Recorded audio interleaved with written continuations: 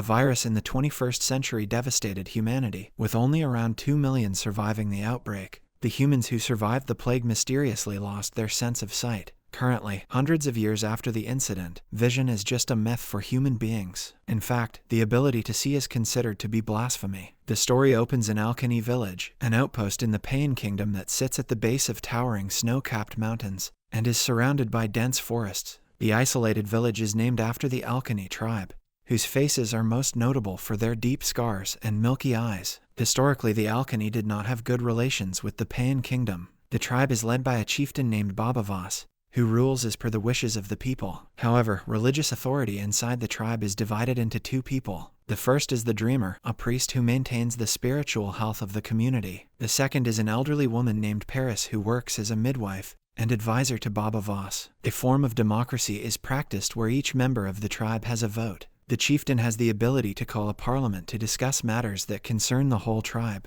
In the present day, in a cave, Babavas's wife, Magra, is having a child and calls for Paris. Several months ago, Magra was found alone and pregnant in a storm near the borders of the village. She joined the Alkany as a stranger but quickly ascended to the top of the social structure by marrying Babavas. Right now, she wants her husband to be by her side, but the continuous loud sound of a horn indicates that there is something bad happening outside. Paris explains a raiding party composed of men, horses, and dogs is coming toward the valley. Hence, a defense must be mounted to protect the village and its inhabitants. In charge of the village defense is Babavas, a tall, intimidating man with a bushy beard and bun. He has armbands decorated with gigantic animal claws and an enormous blade across his shoulder. One of Babavas's soldiers figures out the formation of the encroaching army thanks to her intensely heightened senses. The rest of the soldiers then fall behind their chieftain to meet their adversaries. Unfortunately, they soon realize that they are not being attacked by merely a raiding party. To their horror, it is actually an entire army of about 200 soldiers. Thus, they prepare for battle in the dense forest, engaging in a primal dance. Inside the cave, Paris helps Magra deliver her baby. She also confesses that for the past 3 nights, an owl has been telling her that the Witchfinders are on their way to the village. Witchfinders are a religious military force of the Pain Kingdom charged with seeking out individuals with sight.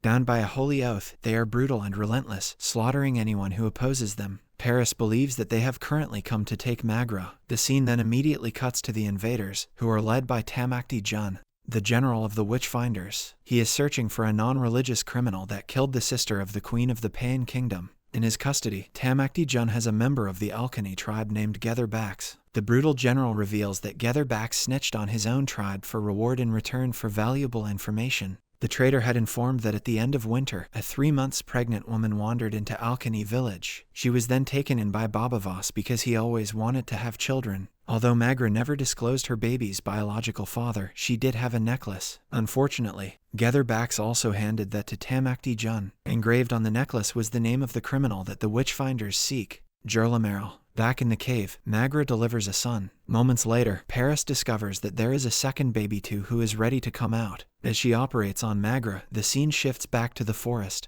Babavas and his fierce comrades engage the enemy from the top of a rock wall on a sloped hill. First, men tied to ropes, who hang over the edge of the wall, strike at their adversaries below. Then the conflict evolves into ferocious hand-to-hand combat. Babavas stabs his first victim with his armband claw, and then decapitates him with his blade. The fighting is brutal and swift despite none of the warriors having the sense of sight. Babavas and company win this skirmish by causing the rock wall to collapse into hundreds of rolling boulders. These wipe out the Witchfinder battalion. The Alkany then begin to retreat to their village. Meanwhile, Magra is compelled by tradition that says newborns must hear the names of their true father. She confesses to Paris that her kid's true father is Jurlameril. Later, Baba calls for a parliament where he says that the Witchfinder general will be mounting another siege as soon as the rain subsides. After urging everyone to prepare for another round of battle, he goes to visit Magra and the newborns. In the meantime, the parliament concludes that the Witchfinders only arrived at the village to look for Magra's babies. They believe that if they hand the newborns to Tamakti Jul, their lives may be spared.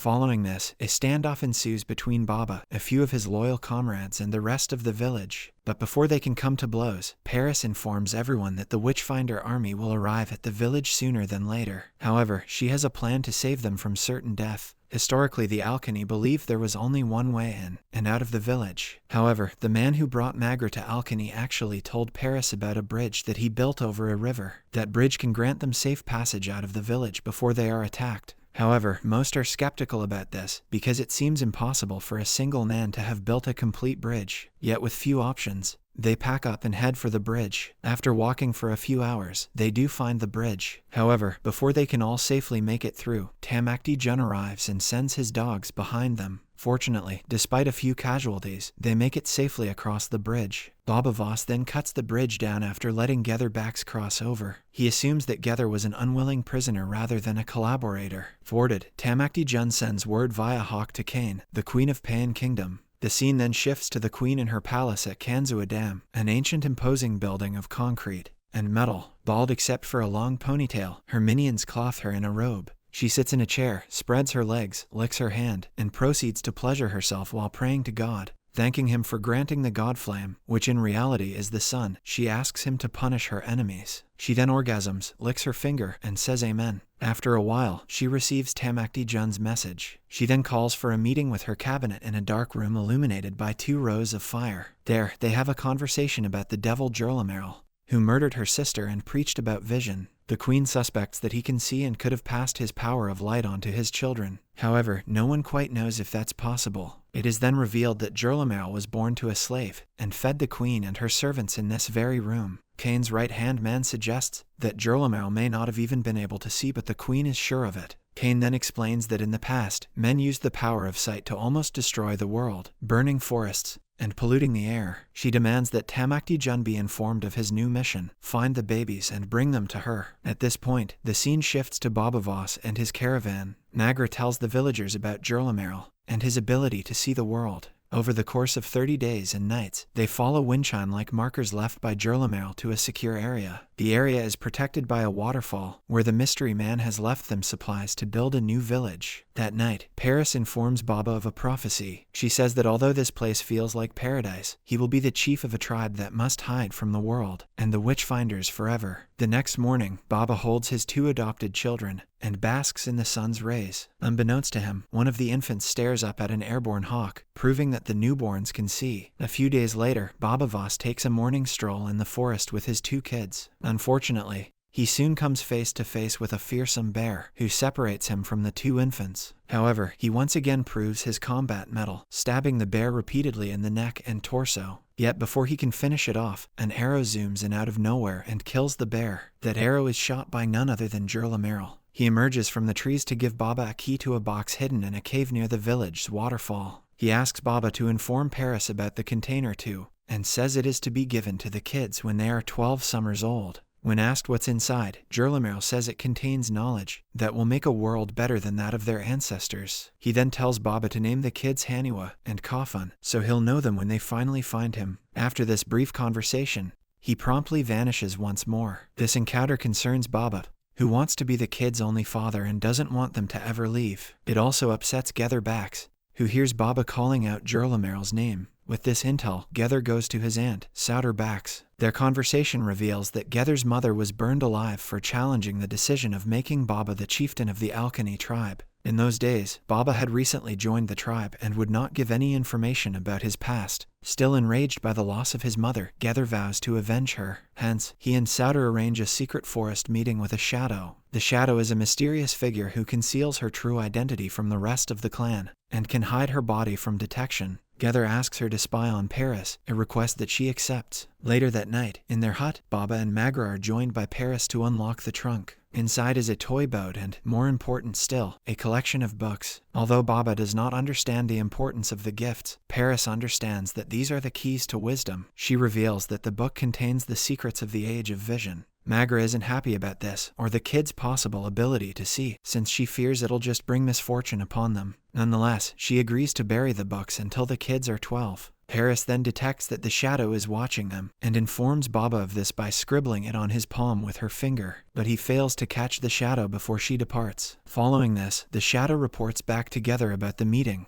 In a surprising twist, she lies, saying that the trio only talked about mundane childcare stuff. Gether doesn't believe her and tells Souter that he plans to send news of the witch Gerlamero by tossing bottled-up messages downstream until one is found. In the following scene, Baba goes to see Gether and lets him know that he's aware of their dislike for him. He intimidates Gether by explaining that he's a fair man, so long as people come to him with problems. Sneaking around behind his back, however, will force Baba to revert back to his old violent self. Elsewhere, Tamakti Jun is having no luck tracking down Gerlamerl, and beats a clueless villager out of frustration. Back at the palace, Queen Kane listens as a messenger reads a letter from Tamakti Jun. The letter tells her about his failure, and he asks to abandon his mission to return home. But Kane doesn't believe this message and reads it for herself. She identifies it as a false, not forgery. Eventually, the messenger admits that he forged the letter. For that deception, Kane slits the guy's throat with a tiny blade she keeps implanted in her wrist. Then, Kane begins to pray while a woman pleasures her. Surprisingly, she calls Gerlamero her one true love, and prays for him to come back to her. She wants him to give her children with his power of sight.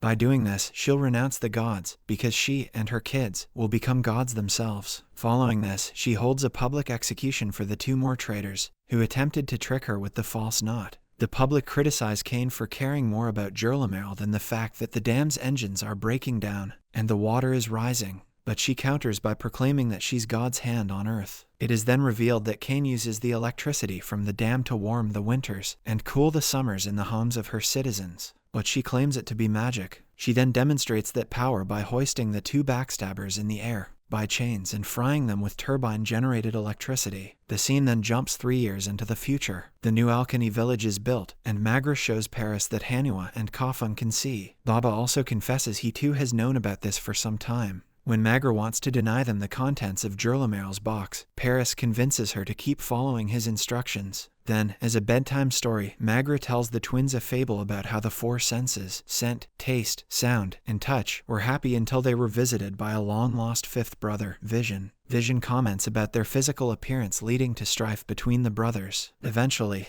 they rejected Vision and regained harmony. Via this fable, Magra instills in Hanua and Kafun the idea that their gift is a curse, and that they must therefore live as if they were blind. At the conclusion of the montage accompanying that tale, the kids are now on the cusp of their 12th birthday. Magra has decided to keep the box from them forever, but Paris objects and shows it to them anyway. She also informs them that the contents are books and that their true father, Gerlamerl, gave it to them. This bombshell revelation rocks their world. Enraged, Kafun storms out, and Paris sends Hanua after him. Outside, kneeling beside a hearth, Hanua reads the message left by Gerlamerl. It says that once upon a time, all humans had the power of sight, but they outgrew the earth and destroyed it. As a result, God punished humanity and saved the world by stripping them of sight. Now, however, this power has been restored in certain chosen people, and the kids should find him when they're strong enough to leave the village. That night, Baba learns of Paris' actions and confronts her. She convinces him that it was just and that it should be hidden from Magra. She argues that, after all the terrible things Baba has seen and done, he owes it to the world to provide it with the hope embodied by Hanua and Kafun. Few years later, Hanua and Kafun, who are now teenagers, climb up the waterfall to read. In the meantime, on a distant riverbed, a young girl finds one of Getherbax's bottles. Meanwhile, at Kanzua Dam, Tamakti Jun arrives with 100 carts of goods for Queen Kane. However, he doesn't have Gerlamerl, as the queen had demanded. Thus, he accepts his failure and the subsequent execution as punishment, but he asks that he be allowed to kill himself. This brings Kane to tears, but she realizes that Tamakti Jun's inability to capture the Gerlamerl threatens her entire empire. Meanwhile, Hanua shows off her new bow to Baba while hunting turkeys. She created the weapon thanks to the books left by Gerlamerl. Baba is simultaneously impressed and troubled. However, he tells her not to kill a deer because it'll be impossible to explain to Magra how they bagged one without letting her know that the books have been read. At the waterfall, Hanua draws her bow and arrow and points it toward her fellow villagers. She tells Kafun that she could kill them and blame it on the god flame, which she knows is just the sun. Understanding that his sister has a disturbing violent streak, Coffin chastises her for thinking the books are simply there to teach them how to construct better weapons.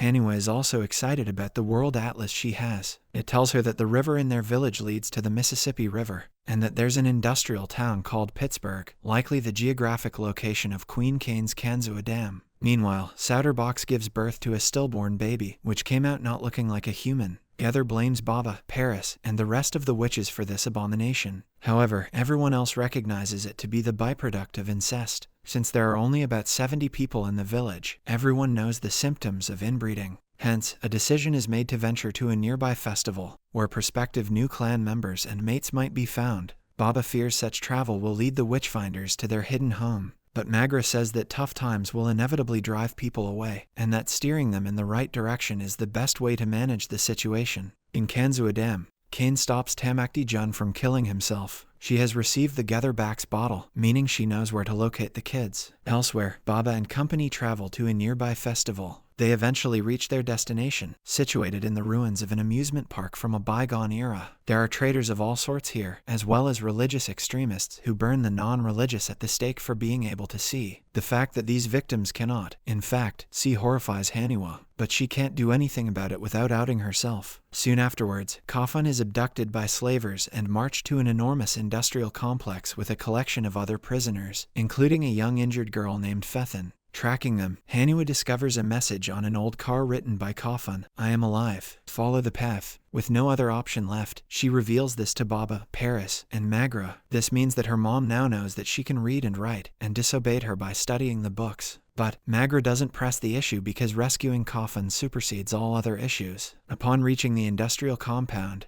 Baba confesses that he knows the place because he comes from a long line of slavers. Moreover, he reveals that he was once a slaver raised to chain and sell innocent people. He buried that version of himself long ago. But now, he must do what he swore to never do: wake up his violent self. Determined not to let his loved ones see, Baba goes alone. Inside, Baba dispatches many of his foes by slicing their necks with ease. Baba uses unique maneuvers dictated by his blindness. He tosses sand pebbles on the ground to hear others' movements, and slides his blade across the floor to fool enemies about his location. However, Baba is unable to carry out this slaughter in total secrecy. Even though Coffin obeys his dad's commands to shield his eyes, Haniwa shows up at the last second to take out a bad guy with one of her arrows. This indicates that she's seen her father's violent side. After the dust settles down, Coffin apologizes to Magra, but she stalks away, anguished. Her anger subsides once back at the village, as Coffin informs her that everything he's read and seen over his 17 summers makes him want to stay at home. Haniwa, on the other hand, admits that what she's read, as well as her power to kill, makes her want to leave. However, she's scared of what she is and can do. In the ending scene, Magra announces that it's finally time to tell the kids, as well as Baba and Paris, about Jurlameril, a man whose goodness was consumed by power. But when Baba goes to call Paris for this meeting, he hears dogs in the distance. Unfortunately for him, these belong to Tamakti Jun, who stands atop the waterfall with his army, ready to attack. Subscribe for more videos like this, turn on the notification, and leave 1,000 likes or 100 comments if you'd like us to continue part 2. Thank you.